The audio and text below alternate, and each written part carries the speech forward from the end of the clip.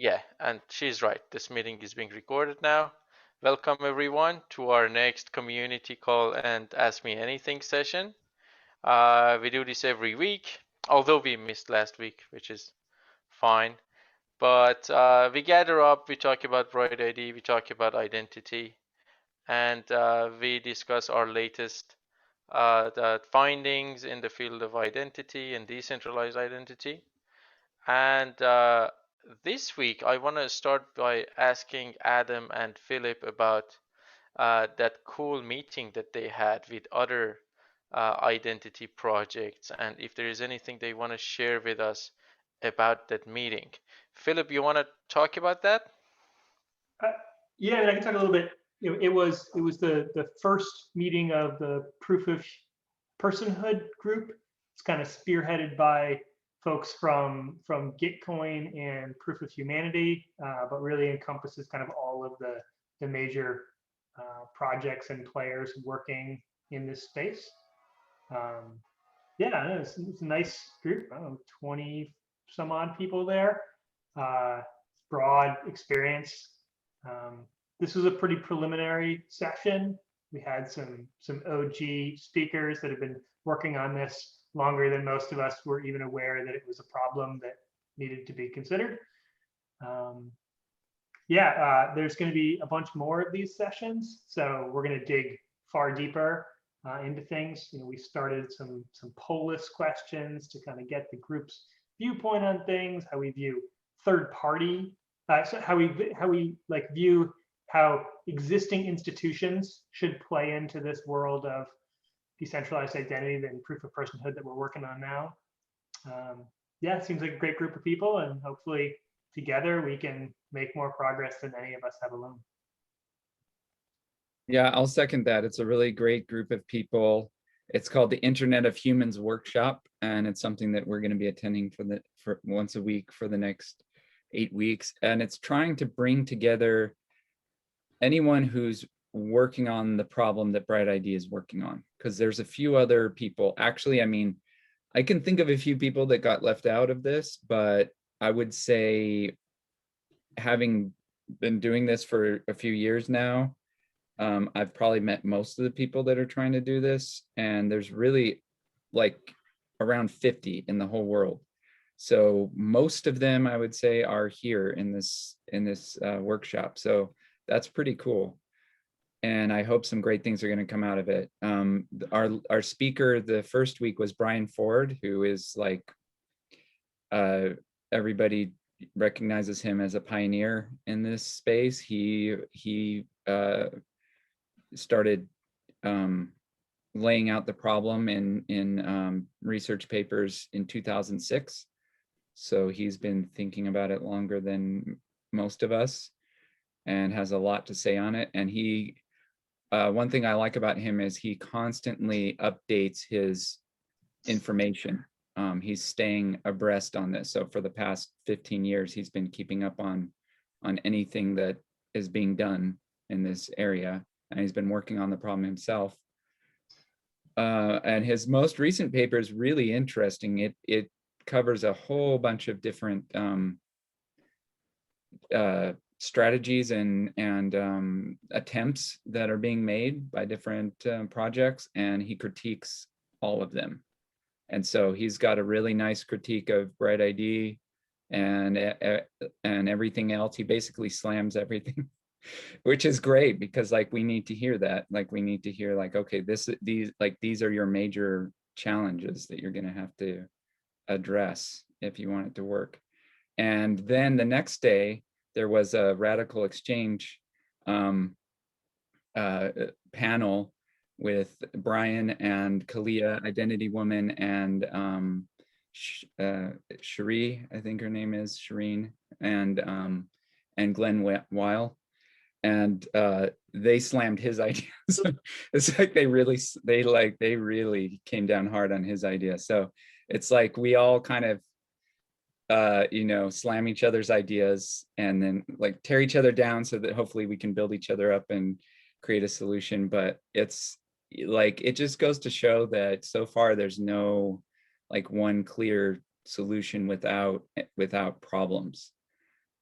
So yeah, I mean, it's really important. I will say, kind of in defense of BrightID, that I don't expect him to know, but he doesn't know the things that we're working on. And so he's just basing his critique on BrightID as it is now. And like we slam ourselves. So like we know that BrightID right now is not the BrightID that we want.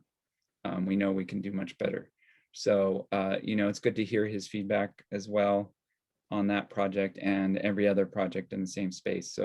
So I love that we're all getting together and we're really like critiquing and tearing holes in each other's projects, and it's really healthy, I think. And maybe together we can figure out, okay, well, I'm learning this, I'll learn this from you, you learn this from me, and we just want, like, I think Philip feels the same way. We just want to solve the problem. Like, I don't care how it gets solved, honestly. And Brian Ford has his original idea, which he's still sticking with, is to have like synchronous, actually in person is what he's saying, because in his paper, he talks about why virtual ones don't work as well, like synchronous in person meetups to verify uniqueness, and then you leave with a token. And that was one that when I was first trying to tackle this problem, the two possibilities that I was weighing was that one or the social graph. And I ultimately went with the social graph as the one that I wanted to focus on. But yeah, he's focusing on the other one, but I think we have a lot to learn from each other. I hope that maybe we can help the people that are doing those like in-person or virtual like proof of attendance type things to understand that there still is a trust network. Like there's still a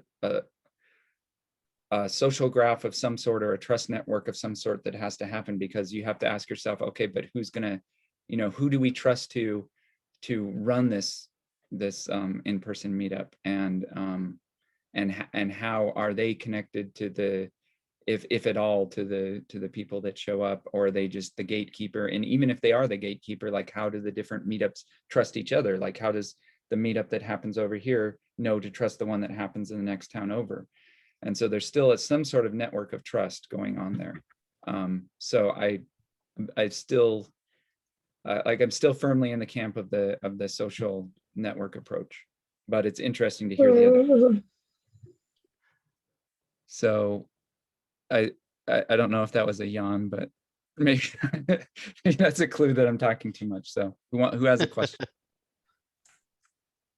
I want to ask, because you mentioned two of the critiques that were being made on BrightID, that there's a circle of trust and there are these seeds, and how do they know what's happening in the other call? Is there any other points of critique that they were making about BrightID that you might agree or disagree with? Oh, that's the main one that he makes. Also, he said the other main one that he makes is that when you analyze the graph, BrightID can do, like the graph analysis can do a good job of detecting civil regions, but he mentions in his paper something that we already know, which we call kind of like the split personality attack or something like that, that you can do these small scale attacks where it's not, instead of fighting against like a region of Sybils that are all connecting to other Sybils and then just have a few connections back to the graph. So graph analysis is good at that. But he says, well, what about the attack where like most of the connections from this Sybil region are back to the graph? Like you connect, like you make real honest connections with your Sybils. And the way you would do that obviously is by splitting yourself up, and sort of compartmentalizing yourself and saying, okay, I'm gonna use this Sybil with these 10 real people. I'm going to use this Sybil with these 10 real people. I'm still going to go make connections, but I'm just going to kind of like split myself up and be careful that, not to have overlap, and just get each one of my Sybils verified with real connections with real people. And they won't know the difference because they'll think that they're connecting to the one and only me, but they're not. So that he says it's still right, like something like BrightID is open to that sort of attack, and he's exactly right. So, but like I said, he doesn't know what we have in the works. And I would love to tell him that stuff and hear his feedback on it. Yeah, Adam, like one of my reactions to that is it's like, all right, you want to connect to me? I want to see that your mom is also connected to the same account that, Exactly. or it's like imagine I'm at like an Ethereum conference and show me that a bunch of other people that know you from not this conference, but like from your project team are in your contacts. Like that makes that a lot harder. That's exactly, yeah, that's exactly where we need to go to stop these smaller scale civil attacks. Is we need to have really strong connections that have to do with a history. Like you can only really make this strength of connection with someone if you know enough about their history to be able to do what Philip just said, to be able to say like, okay, like like I know you and I know you should be connected to these other people. So show me that you are connected to these people that I know you should be connected to. And in the upcoming rollout that we have for this new type of connection, we're calling it family vouching.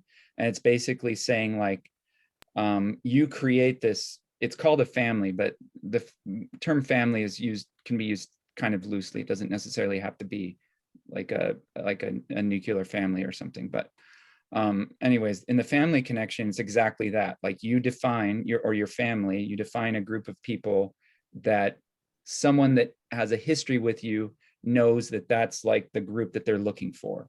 Like for me, it could be like my wife and kids, like someone that is connecting to me that knows me well, knows that I have, 2 sons and a wife. And so when they come to connect to me, they're going to be looking for them. They're going to be saying, okay, like show me your family group. Okay, this is the family group I'm looking for. I'm connected to these people. I'm connected to your sons. I'm connected to your wife. Okay, I'm connected to you. I see that all the connections are in the right place. So I'm going to vouch for your whole family in one shot. And that sort of thing, like knowing someone and having a history. Then if I try to go to someone else and say like, oh, vouch for Adam too, they're not going to be able to make that same type of vouch. They're going to see like, wait a minute, this other Adam too doesn't have all the family members that I would expect. I can't do the family vouch for you because there's someone missing. Or on the other side, it could be that you added someone. It's like, wait a minute, I never knew about this kid. And so it's like abort, I don't make the family connection, because you have to be honest with yourself and realize like, okay, there's a red flag here. I don't really know this person as well as I thought I did. So I'm not going to make this connection. So we think that this is the best approach to this small scale civil attack, because yeah, with people that have that level of history with you, you're not going to be able to like split yourself up and go to like one person and say, okay, here's Adam 1, and then go to a different set of people, here's Adam 2. So How about people who are a part of different communities, like total different communities? I have a university that I'm a student of, and there's a whole bunch of people that I make real connections with. And then there's this workplace that doesn't have like any people in common with my university. And then there is this, I don't know, there's this Discord group that I'm a part of and I hang out with. Uh, I, have we thought about that? Have we thought about a solution for that? Or is that something that is like we can argue that this is a different person in different communities? yeah, so the way we handle that is we say that, okay, the thing that I just described, like this family group, you only get one. This is a universal. So we have to think about universal versus like niche groups. So, or smaller like groups that aren't your main group. So if we think about like universal humanity, there's kind of a social norm, like what is, like you should know what your in the white paper it's called a primary group, but let's call it family group. You should just kind of know what someone's family group, if you have a history with them, you should know what their family group is. So if I'm a work colleague or a like in a club with you or something, then I know that I'm not the club members and the work members, we're not your family group. We're not your primary group. We know that we're not. And so we can't, when we make a connection with you, a family group connection, it's not going to have those people in it. It's going to, we can connect to it if we know, if I know, let's say that I've got a friend from work and I know their family. I know this, I've known him for years. I know his family and he's my friend from work. And so I can make a family connection to him, but that family connection, that his family is not going to have work colleagues in it. It's just going to have his family in it. And I'm making the connection because I'm saying that I know him well enough to know who should be in his family. And so that type of connection excludes members from like other communities, like work, school, things like that. It's just your, what people would think of as your family, like your closest people to you. So so that doesn't mean that there can't be other types of connections. It just means that as soon as you start allowing those other types of connections, then you do allow for people to be able to split themselves in two and say, hey, I'm just going to make connections with my work people and get verified over here. Then I'm going to make connections with just my school people and get verified over here. So so that's when you start to run into challenges. And I think within, like, if you have a, let's say you have an app that uses like one of these communities. So let's say that you need to get verified that you actually are a member of this community. BrightID can help with that too. But that's a different sort of problem. Like if we're talking about the universal problem, like I want to prove that I'm a unique in the whole universe of humanity, then you need to use something like a family vouch, the strongest possible connection.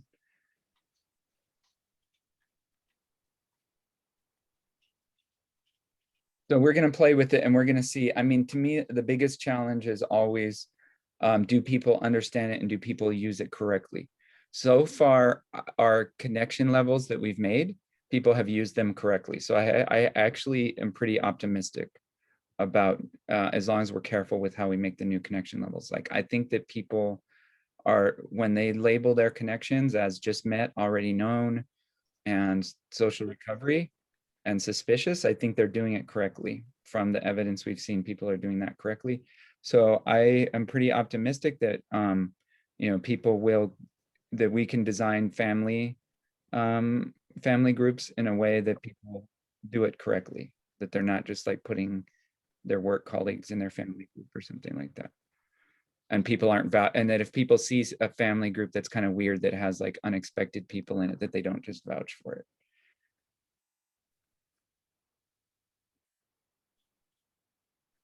Uh, Philip mentioned that there's this discussion uh, to work with these institutions, traditional institutions, and share this network that they have or the network that we have with other. Did you talk about the identity solutions that we have right now working together? Like, I don't know, proof of humanity, I don't know, having an integration or cooperation with Not yet. BrightID. There wasn't time to have that discussion, but that discussion will definitely be had in this group. Mm-hmm. You know, and actually along that lines, you know, one of the things that I've been wondering about is how could we, this is not the right word, but like vampire attack all the other solutions, where it's like, if you have this, like, great, you can bring that in to what we're already doing in an easy way. You know, Sushi Swap became a really important thing by being like, hey, you're already on Uniswap. We're gonna make it really easy for you to like try out our thing. And then some people stayed. Yeah, I think the challenge there is making sure that it's up to our standards, because unfortunately I look at every other project and it's not by default, it's not up to our standards. So it's maybe some of them are a little better than a Facebook connection or a Twitter connection, but not much. Like I just don't put a lot of stock in like an IDINA verification or even a proof of humanity verification. So proof of humanity does not think that they have been materially attacked yet. Now, I don't know if they're right or wrong, but they honestly believe that they have not. Yeah. Well, I mean, that is one of the problems with civil attacks is that you don't know if you've been civil attacked or not. Well, we do. Well, yeah, I mean, okay, so Hi. you don't always know. Sometimes you you don't always know. No, but I guess the point is, okay, so I look at when we're importing trust into our graph, I look at something like Opolis or an EPassport, and I think that people have gone through like all these steps, and maybe you earn a little bit of trust for doing that. So maybe you know, maybe I'm thinking with proof of humanity, you've so in that forum post that I wrote about importing trust, I think what I wrote was that if it's if it's better with it than without it, then we should import it. But most of the things are actually like we're better off without it for most of the things. Let me find that post because that's let's see, importing trust. Yeah. So let me find what I said. And you can kind of you can tell, like you can measure it. Where does it say? Let's see. Let's see. Oh yeah, so there's there's a bunch of different considerations. Let's see. Like first of all, you need to be able to they need to be able to anonymously sign a credential.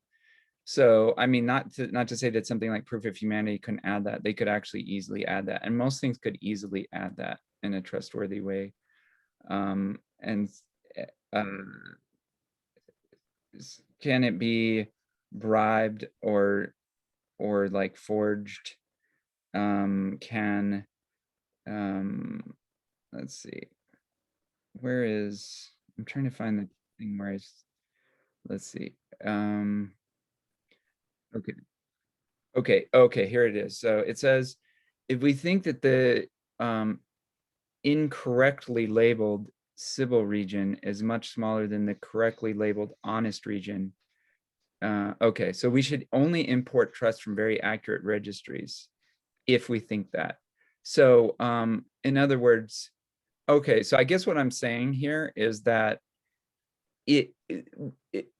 while BrightID isn't very good, then we can actually benefit from importing trust from other things that are also not perfect yet.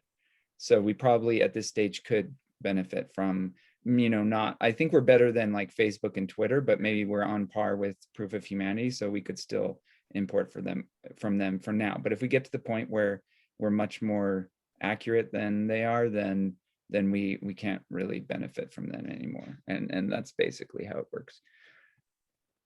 So yeah, I mean, at some point, I hope that BrightID is like even more trustworthy than EPassports, because like EPassports, people can have multiple passports, but you can't. It's hard to have like 20. I don't know. Maybe there's maybe someone out there is like, no, it's easy to have 20 passports. I don't know how to do it. I mean, but it's going to be hard to be more accurate than EPassports, but that's not really what I feel like we're trying to compete with right now. Yeah, I think that they have other problems. I think that their other problem, well, first of all, they're not trying to, I mean, they actually allow you to have multiple passports. They're not necessarily trying to solve for one. Well, but also, Adam, like, right, if you have an EPassport, then and you want to use it to prove to some application that you should be able to use that application, now you've just given a whole bunch of information to the application that you didn't want to. One of the beautiful things about BrightID is that you don't have to give them, you don't have to give the application any personal information. Well, actually, the way that EPassports do it, you can sign things in like a you can provide a proof that doesn't expose any information about yourself. It just proves that that you have a valid EPassport without sharing any of that information. But there's still a lot of issues. One is like only certain countries do it correctly, and how do you like confederate between the different countries? I mean, how do you aggregate e-passports from a bunch of different countries? I think that they even have problems with that. So I mean, it's definitely not perfect. What was the one that I think it was Ubic was using it? There was something that I wrote about Ubic, like there was some problem with how they were doing it. Oh, I think it's in the same forum post. Yeah, so let's see. Okay, so there's okay, so there's a flaw. So I identified a flaw in e-passports, which allows for existential forgeries, which is exactly like what you have to protect against with BrightID. You can create fake accounts at will because of this flaw, and you need the cooperation of governments to fix it. So they tried to use existing e-passports, but you actually have to have tighter cooperation with the governments to make it work. So yeah, there's flaws with it, but you can I think I guess the point is it depends a lot with who you're working with and how much help they give you, because like if the government is really willing to work with you and like does co-design with you a good secure system, it can be done. And same with any other thing that you're trying to import trust from. If they're willing to work with you, it helps a lot. Like a lot of them don't even use cryptographic signatures because they don't feel like they need to. So they may be like proving something, like doing a background check or whatever, but they're not going to provide a verifiable credential that's cryptographically signed that shows that they gave you that. They're just going to like they're probably using really stupid stuff like just emailing it around or something. And so yeah, you would have to work with them and say, okay, here's how you create a cryptographic signature that proves that someone has it. Here's how you do it in an anonymous way, and then you can work with it. So having said that, I think proof of humanity is definitely good in that way because they would be willing to work with us and they understand cryptography. So that part's good. Same with like Opolis proof of work eligibility and POAPs. So another one that I think is cool is like if you had, and this goes back to Brian Ford's idea of being in a place, like you can only be in one place at one time. But if you had a really strict POAP party, you could use that to import some trust into BrightID. I'm gonna paste the link, but it's if you go to the forum BrightID importing trust, that's what I'm talking about.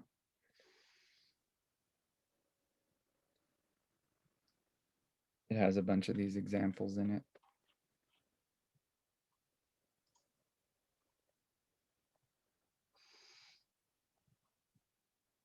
I was, I want to ask this question. With the knowledge that you have right now, if you wanted to start BrightID from scratch, what would you do differently? I would have put blind signatures at the beginning because now we're redoing our architecture. It's a much simpler architecture. I think the only reason we didn't do it before is we just didn't think of it. we thought of something that was harder and not as private. And so now we have something that's simplifies the architecture and is more private. What else? Well, obviously it's like a lot of the stuff that we did in BrightID was so we could learn more. We knew we weren't going to get it right. We just launched it because we wanted to learn what we didn't know.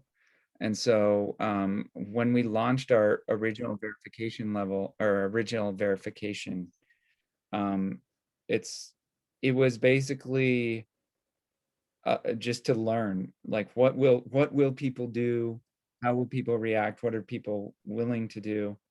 And so now that we know that, like if we already had that knowledge, we wouldn't have had to run that experiment. We could just like skip to where we are right now, but we had to learn those things.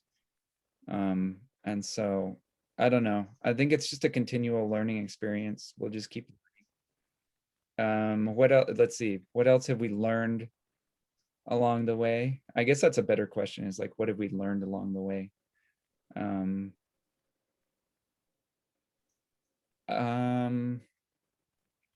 I mean, I hope that we learn how to do seed groups better. I don't feel like we've learned how to do that yet. I'll offer another one. There should be a step between already known and recovery connection. Yeah, definitely. I think there should be multiple levels between that. Particularly, I really wish there was a way to indicate that, like, I believe that this user is a good BrightID user. Like, I want to share my energy with them, and I want to base my reputation on them, and I want my reputation based on them. I'm tying myself to this other account. Yeah. Have we, I know that Aura is still like closed beta, but we haven't really talked about it much in here. But yeah, we have this, there's another project that's coming out that'll be really cool that I think a lot of you will enjoy. It's called Aura, and it allows you to really dive deep into your connections and possibly earn money doing that, by by labeling the graph better. But we realize that many people, we can't just like throw everybody into the deep end. And so what I think, even the level that you described of like the one that's between already known and social recovery, has to be something that you pick, not like in the 2 seconds while you're making the connection. It's something that you have to think about and come back later. So that when we designed the levels, that's what I was hoping would happen, is that you've got like 3 levels, because people can think of about 3 things at the same time quickly and process it. They're like, okay, pick one of the 3 choices. Good, I picked the right level for this person. And then later you get a prompt and it's like, come tell us more about this connection. Like you said, they already known, like, how well do you know this person? And so then there's like some follow-up when you have more time to think about it. There's some follow-up, and we get like more details about it. And that's kind of what Aura is doing. Well, Aura goes into like insane amounts of detail, where it's like, okay, you can like basically describe the entire personality of this person. Like, are they gonna be a good BrightID user?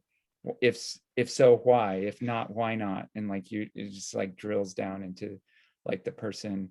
And by doing that, we create like these really accurate profiles, anonymous profiles, of course, but these really accurate anonymous profiles of the dots on the graph.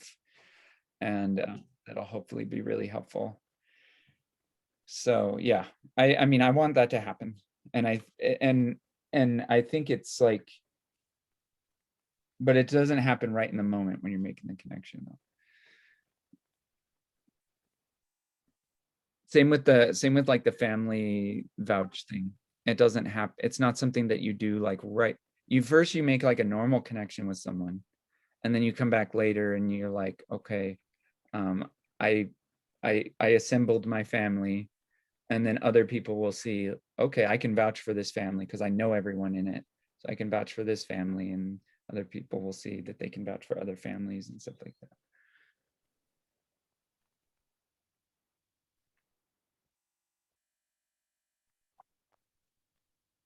Do you see a future where Aura is a part of the BrightID app at all?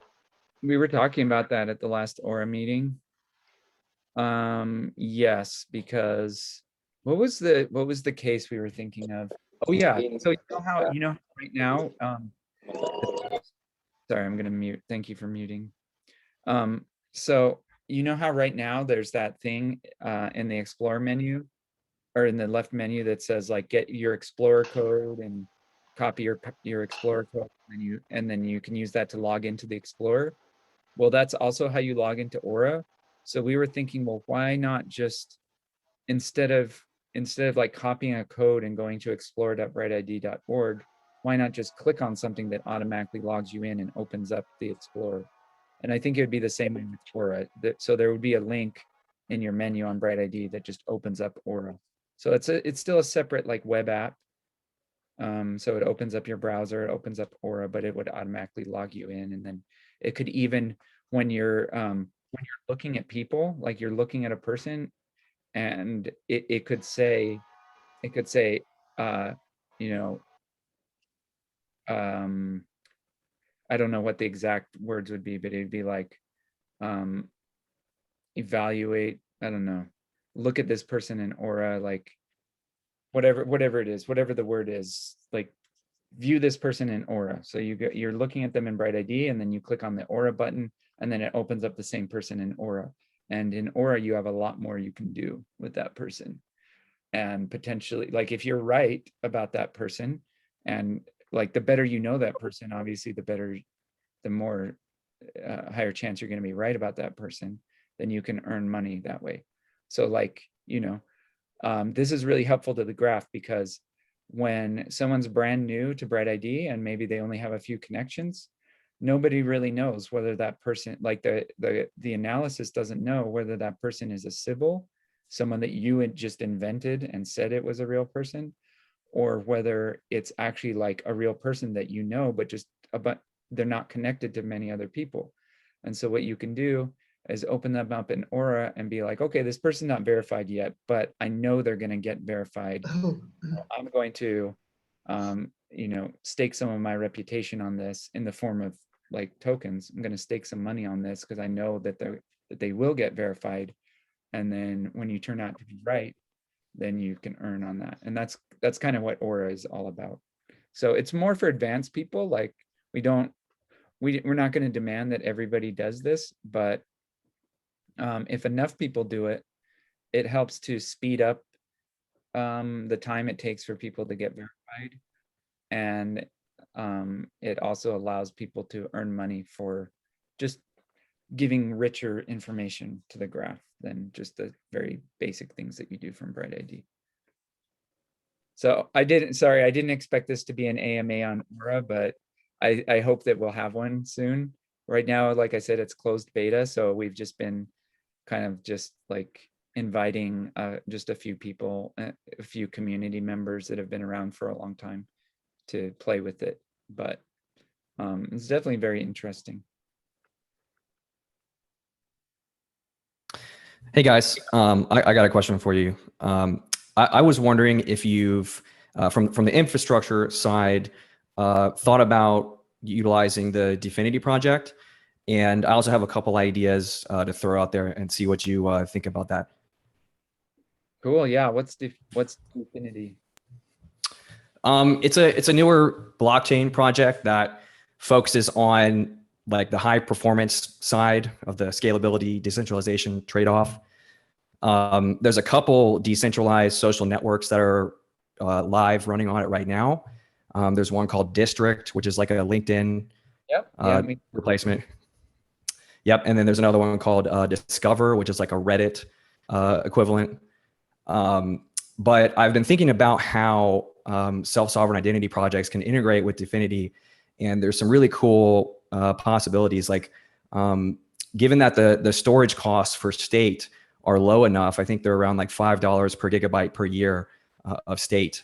You could potentially run or store the whole social graph in your smart contract state and also run the analysis on that graph on chain. You could also provide composability with other projects running on that chain.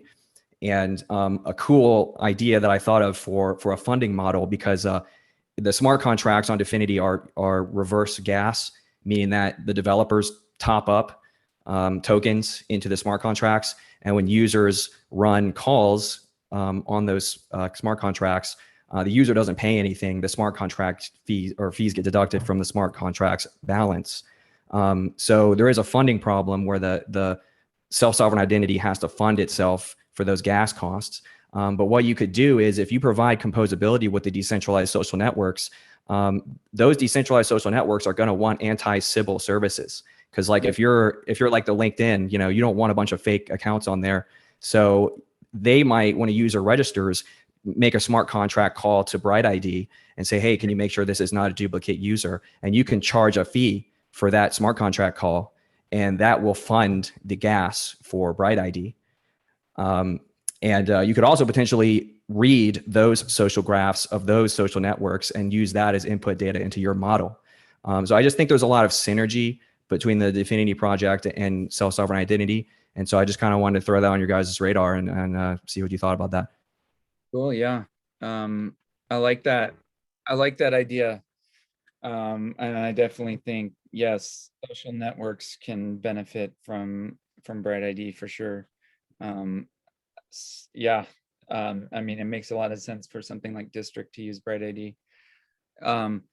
As far as like so yeah, I mean, I would definitely like allow the BrightID registry and like the BrightID verification. So the way it works now with BrightID is you, like when I say you, I mean the user themselves imports their verification. So let's say, I mean, this is how it works on Ethereum mainnet and also on side chains and stuff, is that you as the user, and your BrightID app will do this for you, will take your verification and submit it to a smart contract, and or actually like take it, and usually what happens is there's an intermediate step. It takes the verification that got back from BrightID nodes.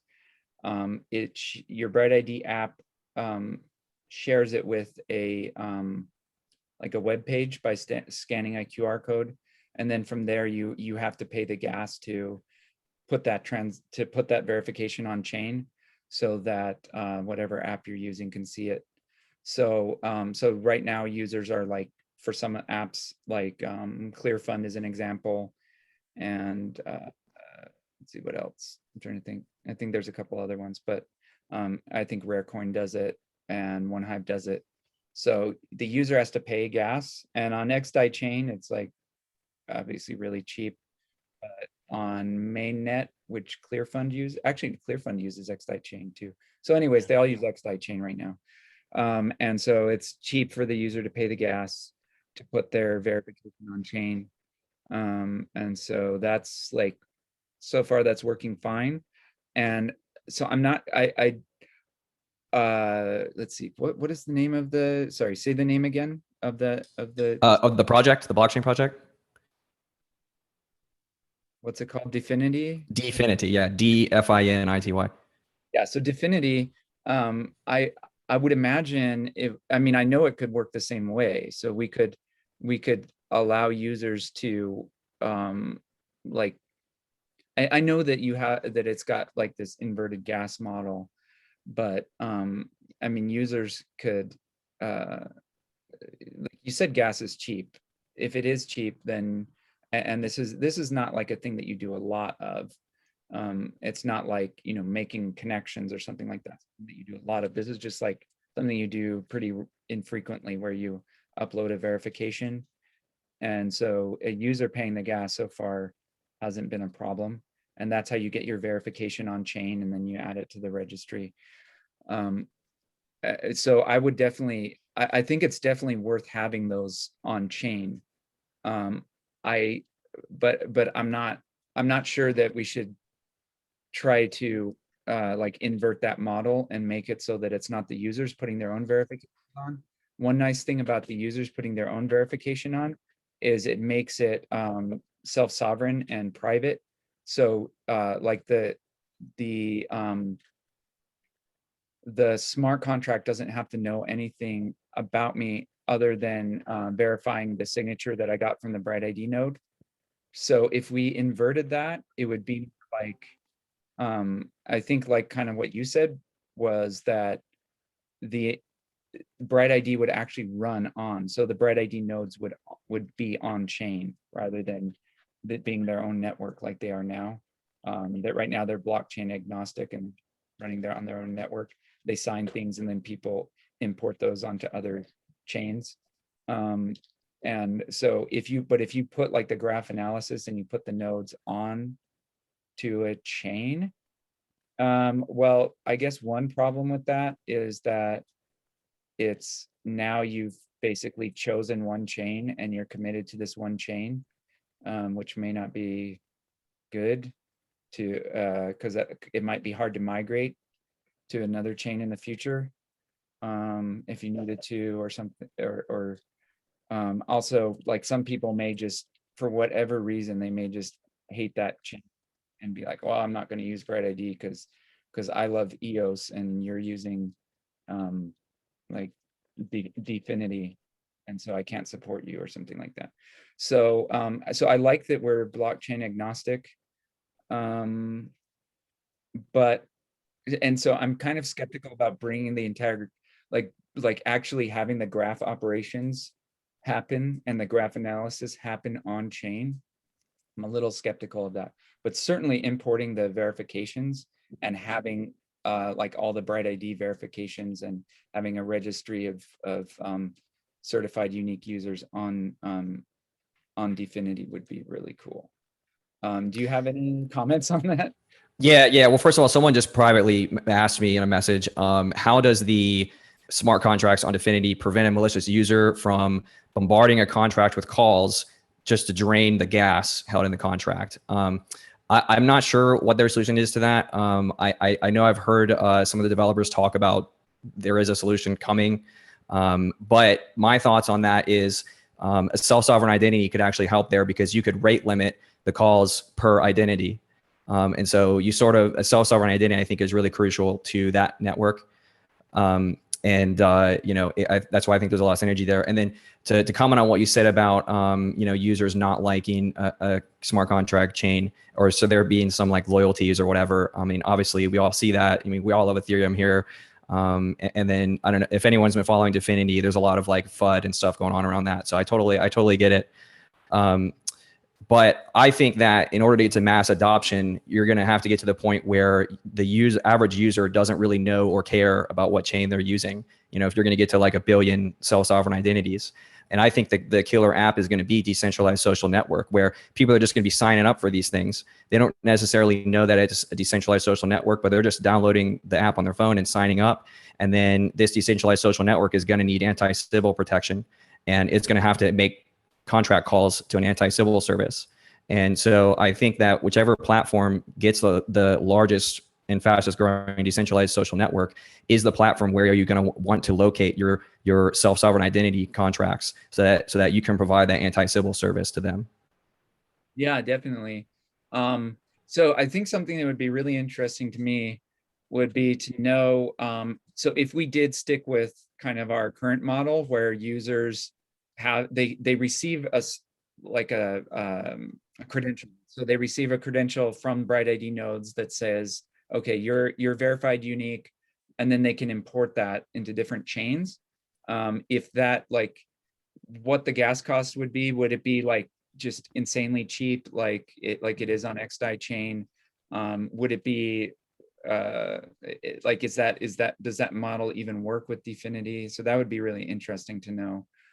Well, yeah, I think another question you should be asking yourself is, if someone, if there's this decentralized social network taking off and it's, gotten to 10 million users or something crazy, and it's taking users from Twitter, right, which we could very well see in the next couple of years.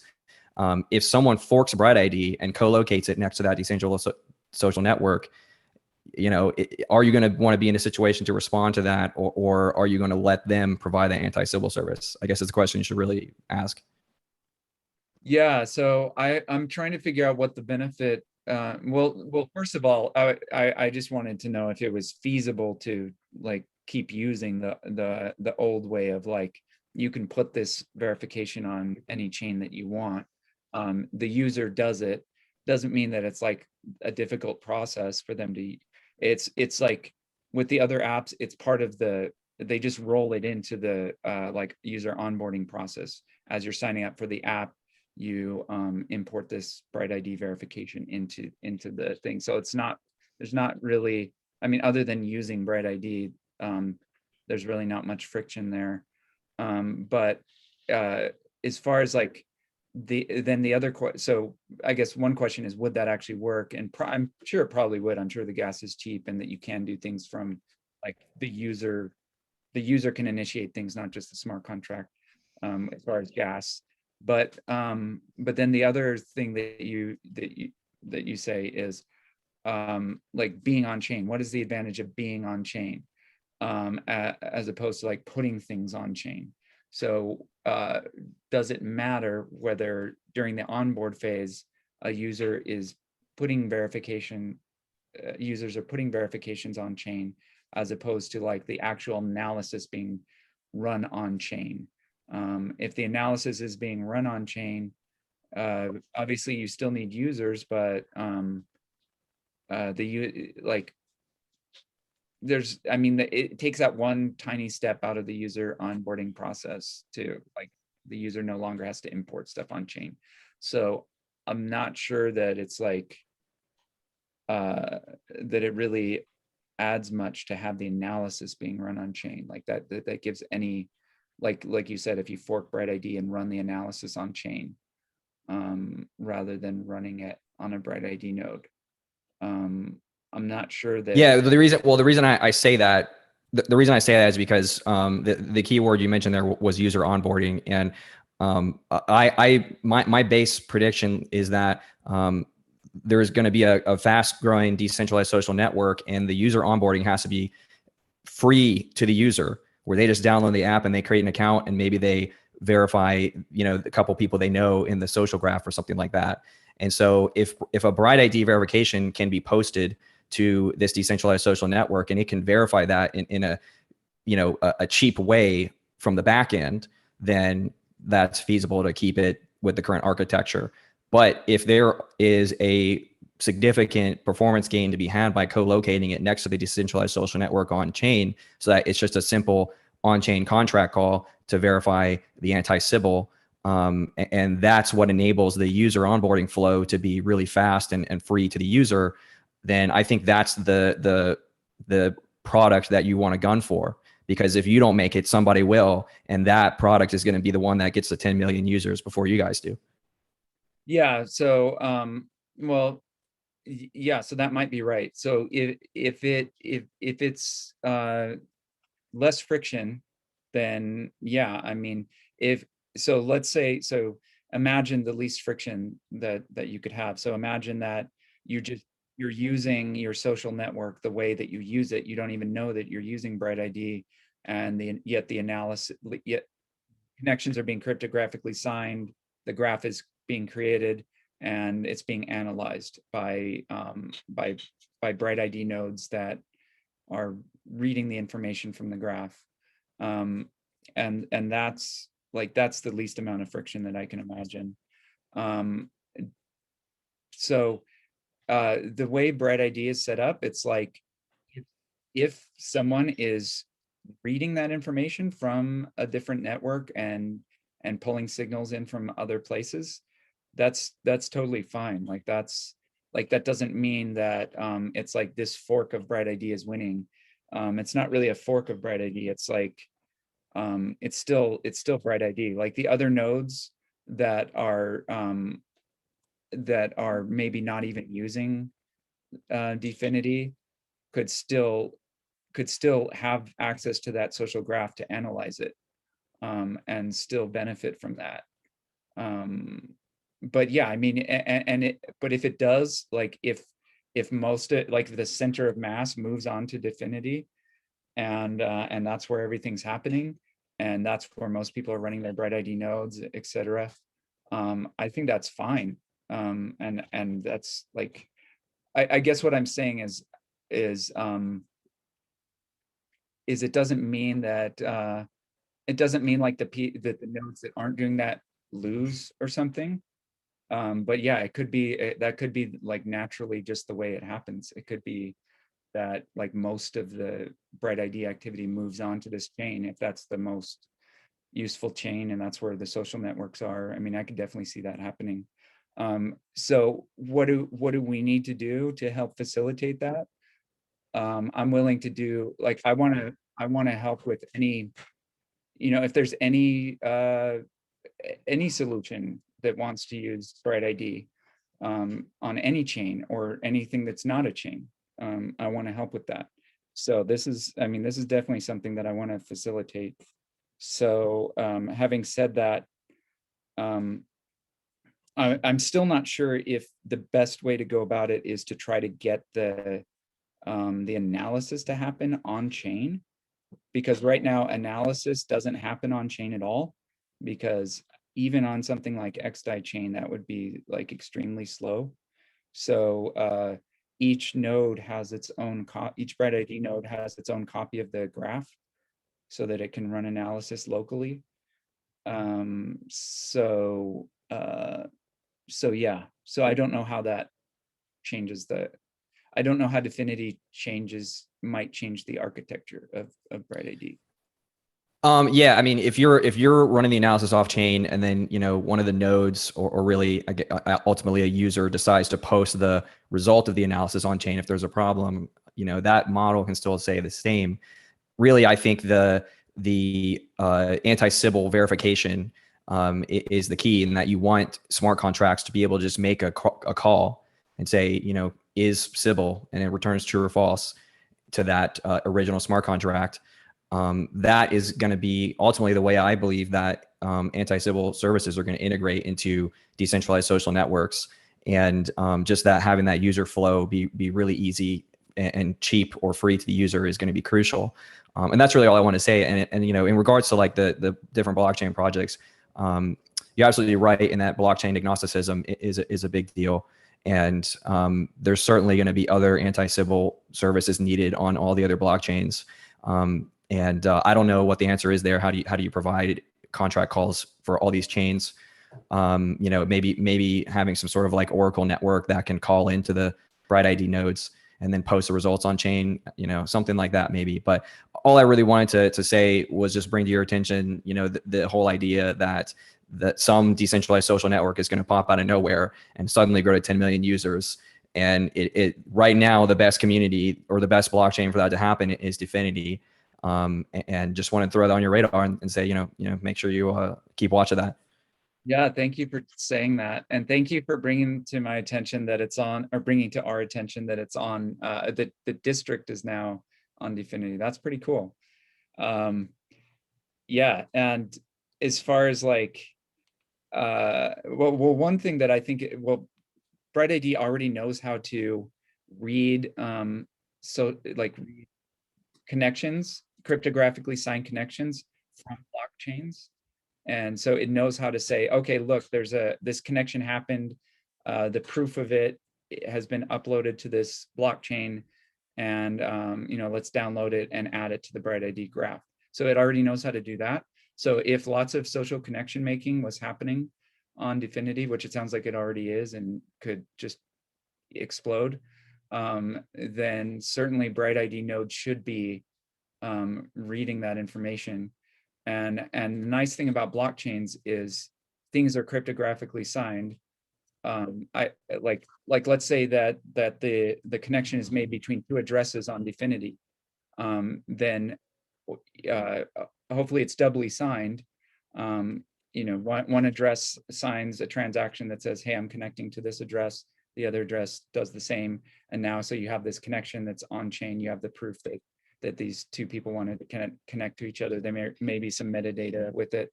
And then BrightID nodes can read that from the chain and add it to their graph that they're analyzing locally.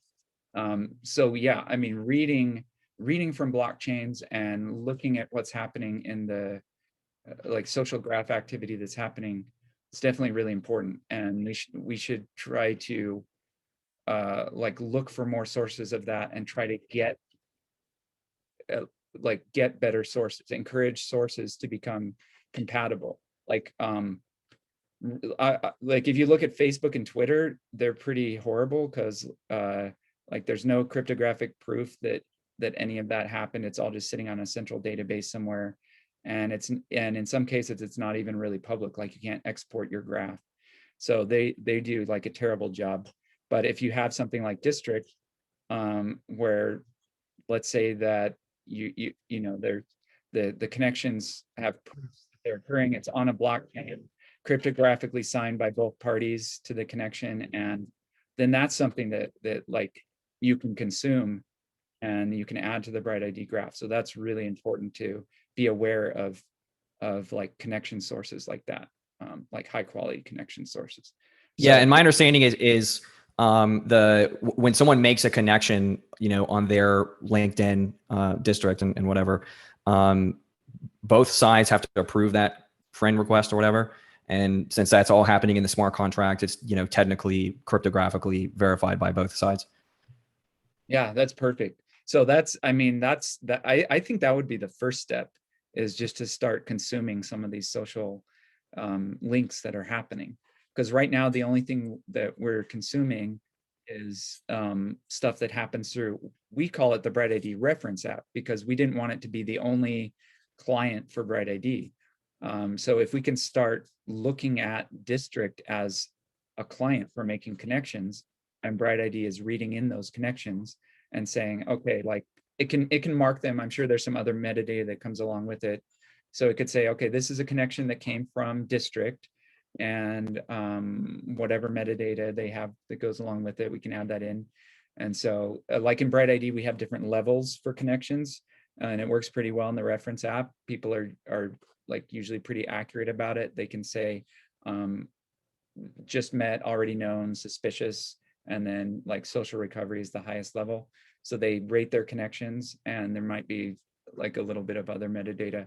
So if District has interesting metadata, like if Facebook just, if all Facebook did was have people just maybe rank their top 10 connections on based on how well people know them, they would have the basis for an amazing, and well, if then they would have to like open the graph for people to export, which well they'll never do. But if they just did that simple step, they would have this huge amount of rich data. So I mean, we should be talking to District, and if they don't already have that really valuable metadata that could be valuable for civil attacks, just to encourage them to do it, I mean, that would be amazing. Like that could be an amazing source of input for BrightID. Yeah, that's a good point. I don't know if they expose a public view method to get that connection.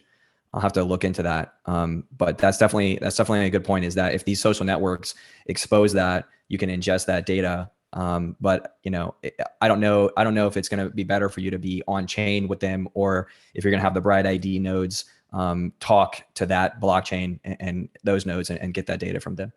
Yeah, so the way that it works now is we read, so there's a lot of connections happening, and then they get put into blocks on actually the chain that our reference app uses to write connections. It writes it to a chain called ID chain, which is basically, it uses the same consensus method as Rinkeby test network, but it's we don't consider it a test network. We consider it a production network. So, but it works the same way Rinkeby works. But anyways, and there's actually a document on it that's kind of interesting. Maybe I'll paste it in here. That's proof of authority, the consensus algorithm that it's using. Authority. So, but it has goals. We have goals of what we want ID chain to become. But anyways, that's where the BrightID reference app writes its connections. But then the nodes, just read from there. So if tomorrow we said, okay, like ID chain is no good, we don't want to use it anymore, we're going to go back to Rinkeby, which we never would, because Rinkeby isn't, there's reasons we moved away from Rinkeby. But let's say we needed to go back to Rinkeby or XDI chain or whatever.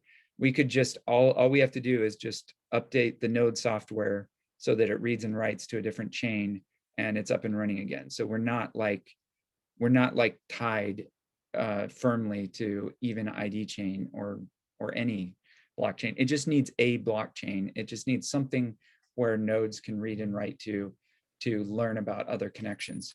So, and having said that, it can read from other chains too. We just haven't done that yet. But it sounds like Dfinity could be a rich source of other connection data to read from.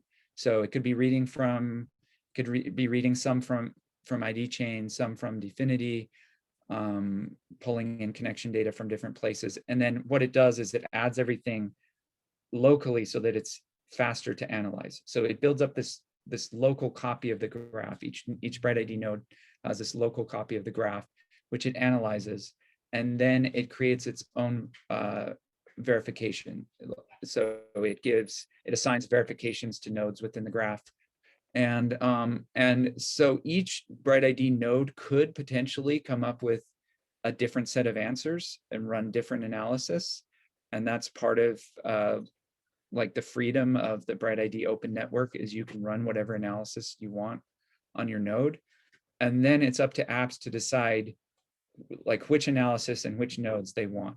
So let's say that they choose a certain type of verification that they want, a certain type of analysis, and that there's 5 different nodes running that analysis. They could sample from all 5 nodes. That's not hard to do. So you just query out to those 5 nodes. If the answers all match, then you know it's good. There's different strategies of how you could do that. You could run your own node, not trust any other nodes, however you want to do it. So, so BrightID is very flexible, very open in that way. And then the nodes are just, like I said, they're reading and writing to different blockchains. Well, right now it's just one, but potentially different blockchains to at least try to have consensus on the graph, so that when they run the verification, if they're running the same verification, they can arrive at the same answers, which will then be useful to apps to like double check the answers if they want to do that. So that's kind of do you know the state size of the graph that's assembled locally, and then roughly how long does it take like a normal modern laptop to compute the analysis? Yeah, so it takes about 20 minutes, and the graph size is so here's a link that you might enjoy. Explorer.brightid.org actually shows the graph, and you can just like poke around in it. But here's that. Hold on. I hit the wrong button. Okay. Copy, paste. Okay, explorer.brightid.org. There it is. So let's look at the size of it right now. Looks like, I want to say about 50,000 nodes, so pretty small still. So one of the cool things about this, yeah, let me look at the exact number real quick. So statistics. Do you have any idea or any models of like kilobytes per user? So how much data? It's much less than a kilobyte per user. It's like, I think the best way to figure that out is to actually run a BrightID node, and then you can, it's got, so it uses a RangoDB. So you get this really nice, like you can actually like poke around in the database and do queries, and they've got different visualizations and stuff that you can do from within a RangoDB. So you can definitely look up things like that. But the entire size of the BrightID graph with 23,000 nodes is, I want to say it's on the order of 10 megabytes, something like that. So I guess that's, what is that per user? Less than a kilobyte.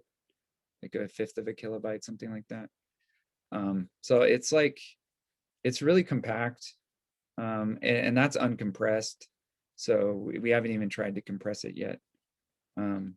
So yeah, I mean, it's pretty compact. The analysis is pretty performant, but I don't know, we'll probably have to improve it as the graph grows. We'll have to like make it yeah, we'll have to figure out how to make it even more performant than what it is, because it hasn't been we definitely haven't put much work into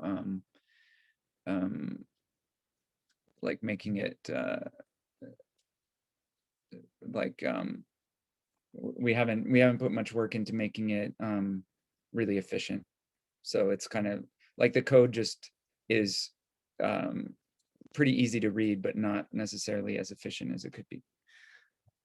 Yeah, that's cool. Because I'm just doing this line of thinking where I'm interested in maybe putting together some cost models of running BrightID in terms of the memory cost and the computation costs, like per node, and then what the cost of the total network is. You know, because I think that's important to think about if you're going to scale to like 1 billion users or something. Yeah. And also, as you're ingesting in more social graph data, does that like exponentially increase the complexity of the graph? You know, is it like big O n squared or something? Yeah, so it really depends on the algorithm. So Sybil rank itself is like, I think it's like, I mean, we have links to the papers, but I think the complexity of that is like, I think it's like n log n or something like that. It's not exponential. So there's it could possibly scale. I mean, I think that there's definitely some algorithms that could do a good job of labeling the graph that can do it in sub-exponential time. So